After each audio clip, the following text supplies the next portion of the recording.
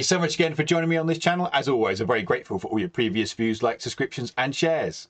I hope your week has been a kind one to you and much excitement for me as I've got a new table that I'm recording this to you from. Previously, I had a coffee table and everything was a bit low down. And look, I've got like a proper chair that I can squish to side. And on the chair, I can do this. I thought it'd be kind of fun to have a little helicopter view of Islam and the concept of angels. Welcome to, we've got some new subscribers and we've had some new viewers as well. Thank you for joining. And as always, apologies for my terrible pronunciations. Angels, or malaika in Arabic, are made out of nur, divine light. Maybe on a subconscious level because it's wintry at the moment and it's gloomy and we're all tired because it's coming to the end of the year. Maybe there was just some level about being drawn to this idea of light. Light is comforting, it warms us, it gives us guidance. Angels are obedient to Allah. They have no physical needs and are immortal.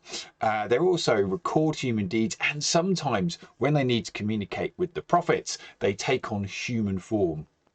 The angel Jibril is known as the angel of good news and is recorded in both the Quran, the Islamic holy book, and the Hadith, which is a collection of sayings attributed to the Prophet Muhammad. This is Mount Hira. This is the mountain where the Prophet Muhammad was met by the angel Jibril, and the angel Jibril communicated to Muhammad the Quran, effectively dictated to him. This is known as the Night of Power. The angel Jibril is sometimes known as the angel of revelation. Revelation is when you reveal something, because Jibril revealed the Quran to Muhammad. The angel Israel or Azrael is responsible for taking the souls of people once their bodies have died. This is a really interesting image that I just found when I was putting this together. It's by Evelyn de Morgan, who was an English painter. And Azrael has become quite common in other parts of culture as well. I just thought it was a really interesting image there of the angel bent over the body of the person who's presumably going to be passed away, and the wings and the cloak and so forth. Israel doesn't choose the moment when to go to those who are going to pass away. That is decided by Allah, and Israel is directed by Allah to go to those people. There's also a really interesting tradition that apparently 40 days before a person is going to die, a leaf drops from a tree below the throne of Allah, from which Azrael reads the name of the person he must take with him. There's also something known as the Islamic Book of Dead, which I confess I was not familiar with, and it describes Azrael as having 4,000 wings, 4 faces and 70,000 feet, and his body is made up of tongues and eyes that mirrors the number of people who are inhabiting Earth at that particular time.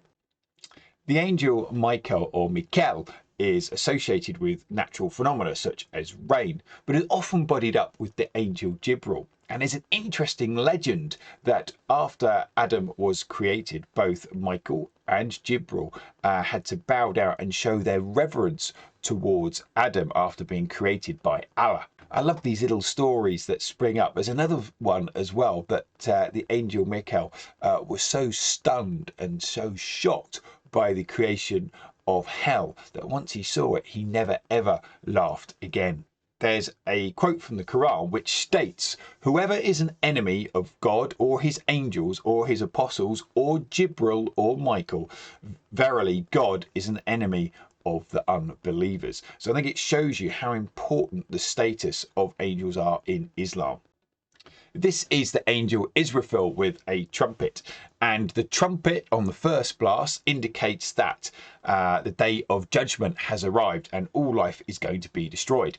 The second blast of the trumpet indicates that everyone who has ever died is going to be brought back to life, and each person has a pair of honourable scribes who are writing good or bad deeds, and if your intention, that is your niyyah, is good, then that's what matters.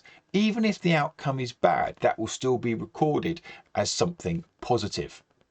I'm sorry it's not been a particularly long video today, but what's intriguing is how I just typed into Google angels and images and was slightly bowled over by the whole number of images that came up. And there's courses that people can take on studying angels. There's of course angels in other faiths, and also angels have entered popular culture.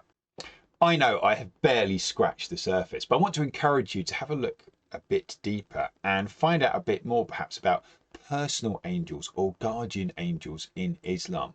Consider also how angels are everywhere in terms of our popular culture, our novels, our movies, and our poetry, and indeed music. And it's just interesting how these spiritual beings have become part of our everyday life in more ways than perhaps we realise. Thank you so much for watching. If you would like to and are able to, please comment, like and subscribe. And as always, enjoy your learning.